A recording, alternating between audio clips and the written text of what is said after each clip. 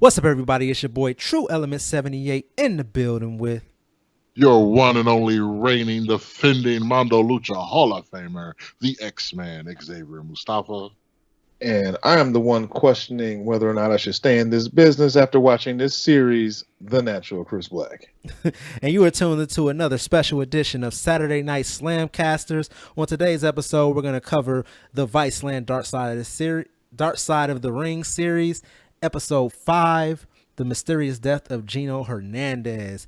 Once again, for those of you who are new here, these episodes drop opposite weeks of our normally scheduled podcast exclusively on our YouTube channel. So be sure to share our content, hit that thumbs up button, and hit that bell notification so that you are notified whenever we drop new episodes. We got one more episode coming up after this, and that is going to be dropping on January 4th, and that's going to cover the fabulous Moolah. But let's get to the mysterious death of Gino Hernandez. This episode took a look at the wrestler, obviously, Gino Hernandez, who mysteriously passed away in his home down in Texas. And there was a lot of questions surrounding his death. Was he murdered? Was it an overdose? Was there any foul play at all? So this documentary basically interviewed his mother, his ex-wife, Lady Blossom, who was also known as Jeannie Clark, who was the ex-wife of Chris Adams and Stone Cold Steve Austin. And when she was married to Chris Adams, who was Gino Hernandez's tag team partner, they lived next door to him. So a lot of people had a lot to say. And then we'll get into it. I'll let Xavier Mustafa kick things off on his thoughts on this episode. I thought it was another good episode.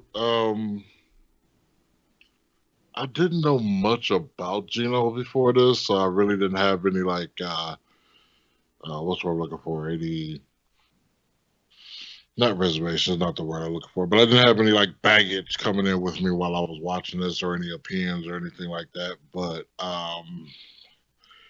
yeah, the man had a pretty interesting lifestyle to say the least. And I guess I'll wait till we get to the part where we start speculating about what really happened to him when he died. But yeah, I thought it was a good episode. I look, a full disclosure, I'm gonna be 100% honest with you guys, and I tried to rack my brain to think of have I ever heard this guy before. I've never even think I've heard of the name Gino Hernandez. And even if I did, it probably just kind of went in one ear and out the other. This is one guy I honestly say I knew zero. Nothing. I knew nothing about this guy at all walking into this episode, and I actually had to watch it several times because I still don't understand totally everything that went on. There was a lot to unpack in this episode, but like Mustafa, I can speculate what I think might have happened, but I kind of save that. We're still going over our just overall opinions. Yeah, it was kind of interesting. I had heard the name before, but I had never really seen anything of him. For those who are unaware, he never really made it to, I was a WWF fan, and he never really made it to the WWF. He passed away before he got his big break, pretty much. But everybody, at least in this documentary, were comparing him to the best talkers of the time, the Jim Cornettes, the Ric Flairs, and even the promos that I've watched after watching the documentary and the ones they showed in the documentary. He was definitely on the level of like a Ric Flair when it came to cutting his promos. He was definitely living the Ric Flair lifestyle. He was living the gimmick 24/7, which was what you were supposed to do back in the 80s, which I feel like you should still be doing nowadays as well. But that's neither here nor there. I thought it was very just very interesting to see like his transition into this role. And also when I was watching, I was kind of comparing. I was like, wow, if wrestlers were willing to really go into their gimmick, it's like the Miz is kind of like a watered down version of Gino Hernandez, or MJF is like also could be on that level of a Gino Hernandez. I would encourage him to go check out some of this stuff if he's never seen or know about Gino Hernandez. I think that working that into his gimmick could be really good for him. But yeah, we can get into the circumstances surrounding his death. Obviously, he he was a baby face, but once he became a heel, that's when his persona really took off, and he was one of the most hated heels. He would talk about making love to people's wives and different things like that, and get the crowd all riled up to where they wanted to actually physically harm him. And there were times that guys would want to storm the ring, and he'd tell security to get out of the way, but he didn't really mean it. But he was so convincing on the microphone, security would step aside, and he would have to figure out how to get out of that situation. They had what was his name? David Manning, who was the referee at the time and also the promoter for WCCW in the documentary. And he spoke about the time when that happened, and he was whispering to him, hey, you got to stop this guy. and he told him, hey, you pick that fight, next time you gotta climb up that tree. So yeah.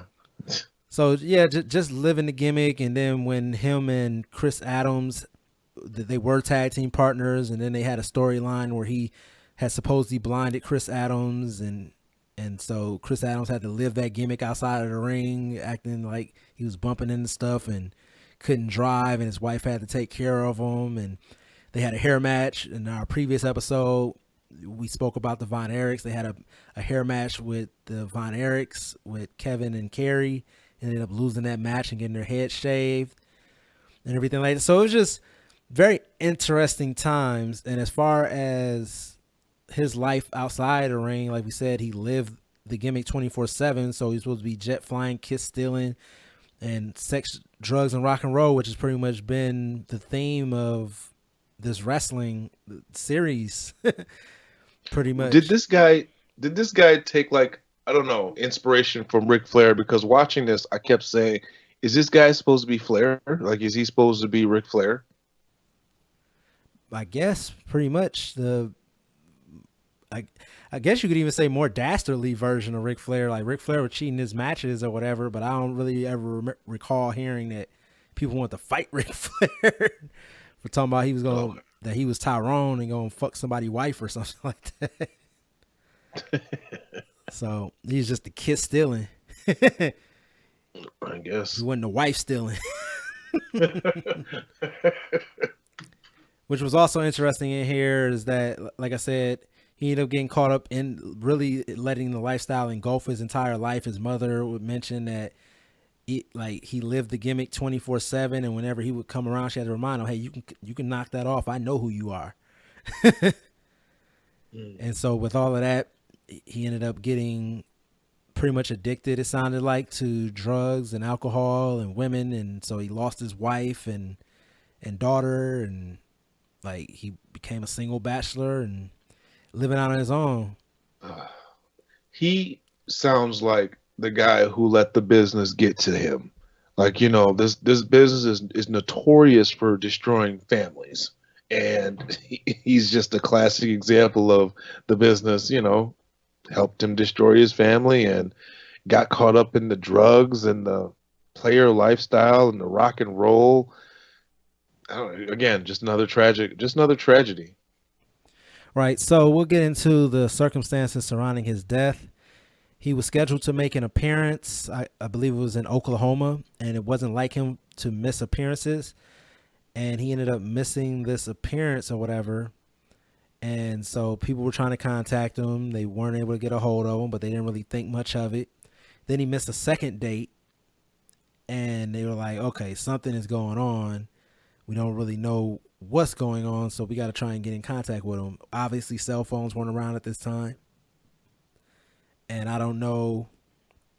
One thing that wasn't really explained was where was Chris Adams during all of this, because they spoke with his wife, and she said that she saw his car in the parking lot and that he was going that it wasn't parked the way that it would normally be parked or whatever.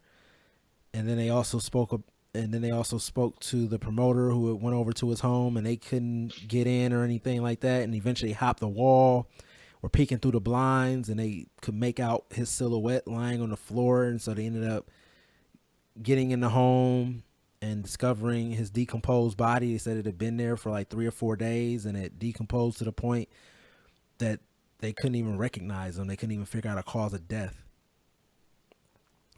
And so then the story was that he possibly was murdered or that it was an overdose on cocaine, because they said that once they did get the toxicology reports back, that he had 5 times the amount of cocaine in his system to kill someone, I guess, to OD, which was just wild.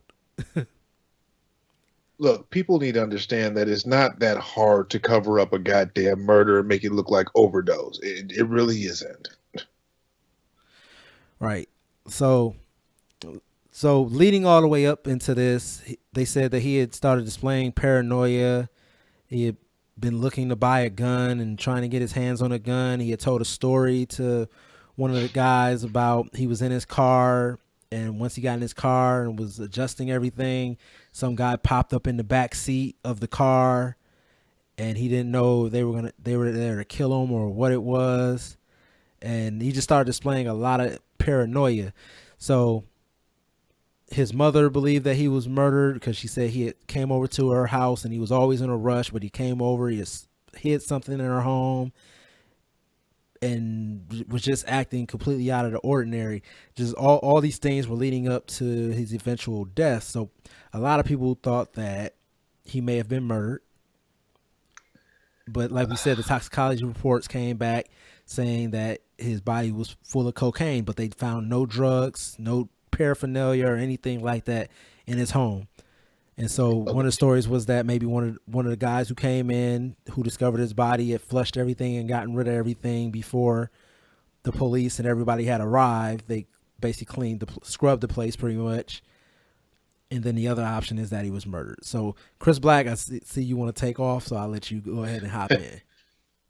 Okay, so this whole car story sounded really funny to me. The guy was sitting in the back seat and he sees him, he slams on his brake, and the guy runs out of the car. It's like, dude, were you high that night? Because that sounds like one of those urban legends, the story where the guy hits the high beams every time the person raises up with the knife with the car in front of him. You've heard that story? Mm-hmm. That urban legend where the guy gets, okay, so the story goes, let's say I'm telling the story. So I'm driving in my car, right? I'm driving, and this pickup truck pulls up behind me, and every couple minutes it flashes its high beams on me, okay? So this truck is following me, so I run to a police station, run inside quickly, tell the police, look, there's someone behind me, he keeps flashing his high beams on me. The guy comes in and says, look, I turned on my high beams because I saw someone sneak into your car, and every time he reached up to stab you with a knife, I turned on my bright lights and he bent back down behind, the driver's seat. That's what that story sounded like. I think Gino was high. I don't believe that story at all. But that's just me. Yeah, it sounds a little suspect. To say the least. I mean, because think about it. If you were in somebody's backseat and you're trying to kill him, you're just going to jump up and kill him. Like, why would you just be sitting there chilling in the backseat, driving, riding, just, what are y'all chatting it up? Like, He was an Uber, man. What are you talking about? And then when you slam on brakes, you don't try to kill him then. You run out the car. Like, you just wasted all that effort for no reason. So pretty much one of the reasons that people thought that he might have been murdered was that once his body was discovered and everything like that, his mother was making arrangements for the burial, and a guy came to her home named John Royal is the name they gave him in the documentary. I'm not sure if that was an alias or what, but he came over and helped them make the arrangements, and he said that he would pay for the entire funeral for her, and that when Gino had passed away, he owed him a lot of money. He made that statement to her, and so she felt that it was kind of intimidating or whatever, but she let him go ahead and pay for the funeral. And so they had the funeral, and there were guys in there that they didn't really know the circle that he had been hanging around, but a lot of those guys were there in attendance, and it was a whole bunch of shady characters, and they were toasting glasses and smoking cigars and pretty much living it up. And John Royal gave the eulogy at the funeral and everything like that. And pretty much to this day, she had always wondered if he had anything to do with the death of Gino Hernandez. Fast forward to this documentary, and the documentary, for those of you guys who haven't watched it yet, which if you haven't, like I said, this entire series is definitely worth watching. It'll open your eyes to stories that you may have never heard or didn't know about. And then maybe you can go and do some of your own research as well.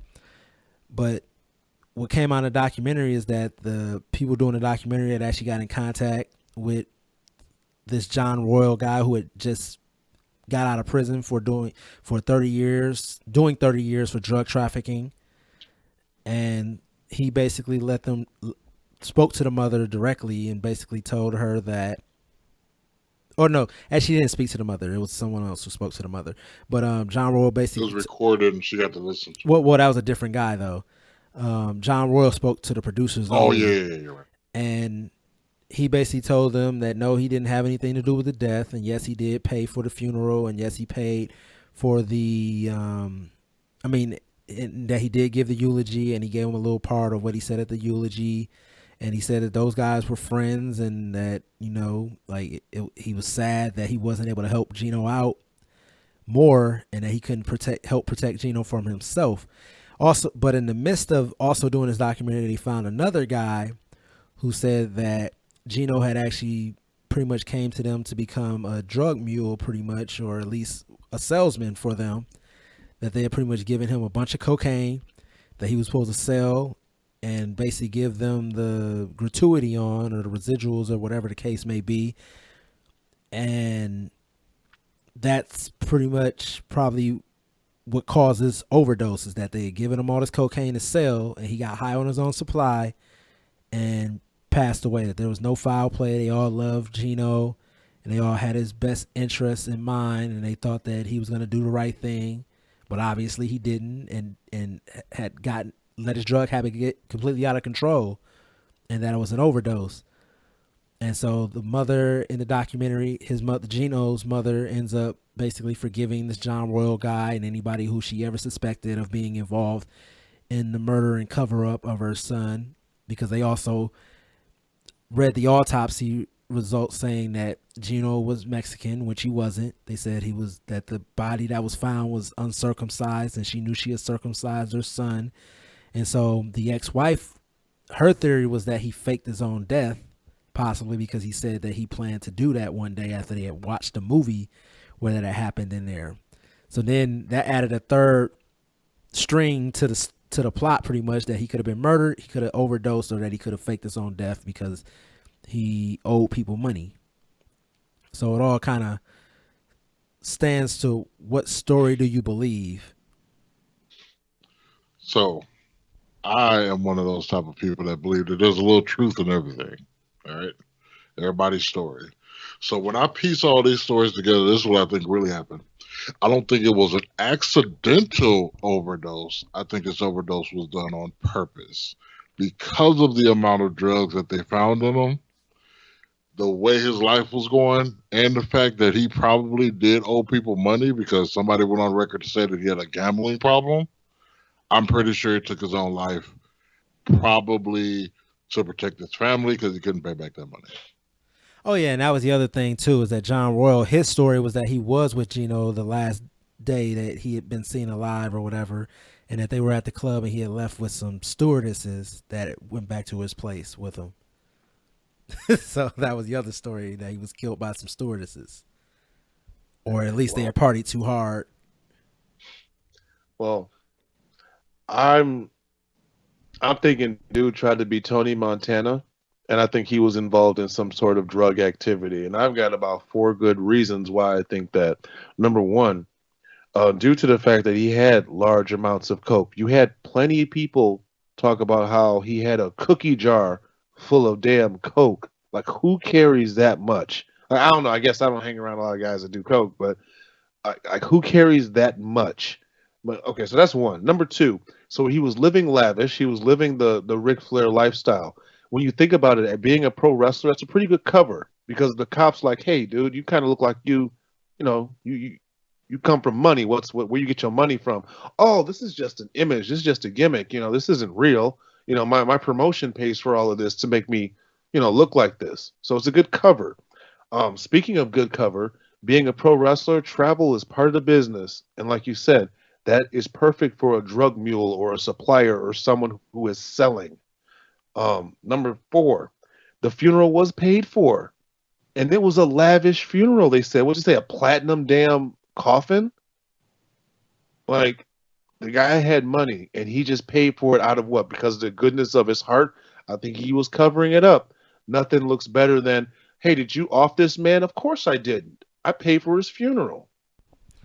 Right, and to pretty much do it so brazen, I know they said a lot of those guys were connected with basically politicians down there in Texas and law enforcement and everything like that. But it looked like those protections ran out because obviously this John Royal guy ended up doing prison time. So I don't know how well connected he possibly was. So it would still be pretty brazen of them to have murdered this guy and then paid for his funeral and for it to be so lavishly covered as well. So anything else on this documentary? I want to ask a question. So, after going through several of these documentaries where it just is death after death after death, and I just got to thinking, what was the last recent, like, young or tragic death in the wrestling industry? Was it Benoit? Yep. I don't think there was And anyone more actually, tragic than that since then. I say, and actually, it could be like they could do like a double thing if this series continues. They could actually do Eddie and Benoit, because they kind of, you know, if the timing between the two was not that long and they were so close, and Benoit, people feel like Eddie's death affected Benoit. So anyway, this is a completely different topic, but yeah, I just got to thinking, like, man, you had Bruiser getting killed, and you had Gino Hernandez dying in mysterious ways, and the Von Erichs all often themselves. Like, man, like, the business was really bad back in the 80s. Is it that way now? Like, the last death was what, Caitlyn? Was it Caitlyn? Yeah, I can kind of Yeah. predict where they're gonna go season 2, and I said they're probably gonna do Owen Hart if they can get his wife on camera to speak about it, They won't. and they'll do Eddie, they'll do Chris Benoit. They're not gonna do Caitlyn, I don't believe. They might do Viscera because there was a lot of things, controversy around that death, at least like how the WWE took care of their wrestlers. So it could be interesting for season 2, but yeah, this whole death of Gino Hernandez, I tend to believe that the one thing about the drug overdose thing was the amount of cocaine, but for there to be like no trace of it in the apartment, I don't know how good their forensics were back in the 80s, but you got that much cocaine. I feel like there would be some trace of it left. Like, you can't clean up that much. Okay. And also, I've been in a room with a dead body, and if you've never been in a room with a dead body, that is a smell that is just ridiculous to try to cope with, to clean up some cocaine. The lack of cocaine shows that the overdose was not self-inflicted. Because think about it, what did he do? He did all the coke in the room and then died? Yeah. Sorry, it doesn't happen that way. What'd you think about the story that Jeannie told in the documentary where she said she had came over? And again, this is one of those things where I wonder where Chris was, because it seems like she was spending a lot of time alone with Gino Hernandez, where she said she came over and she was sitting at the table, and he asked her if she had wanted a snack or something like that. So he went and did some cocaine. Then he walked over to the window, and then he came back over. He turned on the water and let it start running on the floor. She got up to turn the water off and to pull the towel out from stopping up the sink. And then he pulled out a gun and kept telling her to shut up and be quiet or whatever. Like, do you believe that story, or do you just think that was part of his paranoia? It's probably more cocaine-induced hype. Both. But the reason why I was so laughing hysterically, because it's like, hey, you want a snack? Want some nose candy? Oh, what you snacking on, brother? But other than that, I think we thoroughly covered what they covered in the documentary as far as the death of Gino Hernandez and all the different theories on what happened to him. Was he murdered? Did he just OD himself, or did he fake his own death? And like his mother said, if he had faked his own death, by this point in time, he would have probably reached out to his mother. It's like, what's the end game of faking your own death? It's been how long? Many years? 30 years? Like, not paying back those drug dealers. Well, when I finally run into Tupac, I'm gonna ask him. Ran off on the plug twice. But other than that, you guys want to give out your social medias? You can catch me at Xavier Mustafa on Facebook and Twitter. And you can catch all things Legacy Pro Wrestling at Legacy Pro WI on Facebook and on Twitter. you can catch me on Twitter at _natural_CB and at the natural Chris Black on Facebook and Instagram. All right, and you guys have been tuned to a special edition of Saturday Night Slamcasters. Like I said, this series is exclusive here on our YouTube channel. We have a playlist with all of the episodes in it, so it makes it easy for you guys to go ahead and follow along with our episodes. We got one more episode after this. That's episode 6 of Viceland's Dark Side of the Ring series, and this one is going to cover the Fabulous Moolah, and that will be dropping for you guys on January 4th. We got some other big things planned for you this year in 2020, so make sure that you subscribe to us here on YouTube. You hit that bell button so that you get all of our notifications, and also give us a like, leave us a review, leave us a comment, whatever. And also subscribe to us on wherever you get your podcast from, whether that be on Spotify, iHeartRadio, no matter where you get your podcast from, you can find us there. Saturday Night Slamcasters, hashtag come get slammed. Other than that, we up out of here. Peace. Come get slammed.